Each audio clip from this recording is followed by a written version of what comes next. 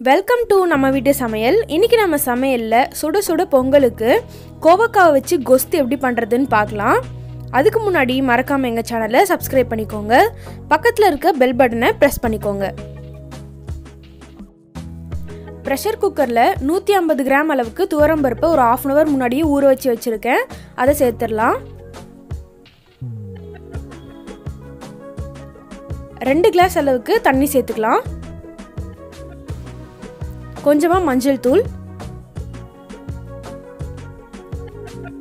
1 table spoon அளவுக்கு எண்ணெய் சேர்த்துருவோம். கொஞ்சமா பெருங்காயம் சேர்த்துடலாம். இப்போ இதை நல்லா ஒரு விசில் வர வரைக்கும் நல்லா வேக வச்சு எடுத்துக்கலாம். ஒரு விசில் வந்துருச்சு. பருப்பு நல்லா வெந்துருச்சு பாருங்க. நல்லா வெந்து வந்திருக்கு. 1/4 கிலோ அளவுக்கு சின்ன சின்னதாக கட் பண்ண கோவக்காய் எடுத்திருக்கேன். இதை எடுத்து சேர்த்துடலாம். கோவக்காய் வந்து ப்ரெஷருக்கு ரொம்ப நல்லது.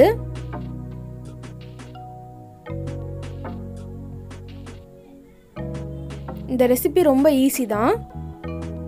இப்போ இது கூடவே 3 பீஸ் பச்சை மிளகாய் எடுத்திருக்கேன். இஞ்சி ஒரு சின்ன துண்டு எடுத்திருக்கேன். வெங்காயம் 1 வெங்காயம், தக்காளி 2 எடுத்திருக்கேன். இது எல்லாத்தையும் இது கூட சேர்த்துடலாம்.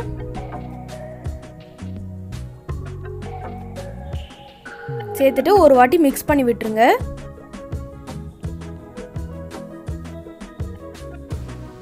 ஒரு 1/2 கிளாஸ் அளவுக்கு தண்ணி சேர்த்துடலாம். இதனால ஒரு 2 விசில் வரணும். பாருங்க, இப்போ 2 விசில் வந்துருச்சு. நல்லா வெந்துருச்சு கோவக்காலாம். நல்லா வெந்து வந்திருக்கு. இப்போ இதை நல்லா ஸ்மாஷ் பண்ணி விட்டுடலாம். அப்போதான் சாப்பிடும்போது அந்த கோவக்காய் வந்து வாயில் தட்டுப்படாது. நல்லா இந்த மாதிரி ஒரு மத்து வச்சு நல்லா இந்த மாதிரி ஸ்மாஷ் பண்ணிக்கோங்க. இப்போ இதில் 1/2 கிளாஸ் அளவுக்கு புளி தண்ணி சேர்த்துடலாம்.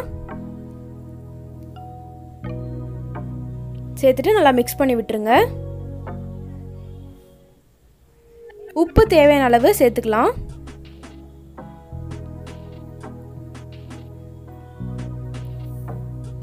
இது ரொம்ப ஈஸியான ரெசிபி தாங்க. குக்கரில் போட்டு வேக வச்சா ஈஸியாக பொங்கலுக்கு ரெடி ஆகிடும் சைட் டிஷ்ஷு. ஒரு 2 நிமிஷம் இது நல்லா கொதிக்கட்டும். கொதித்ததும் இதுக்கு ஒரு சின்ன தாளிப்பு பண்ணிடலாம்.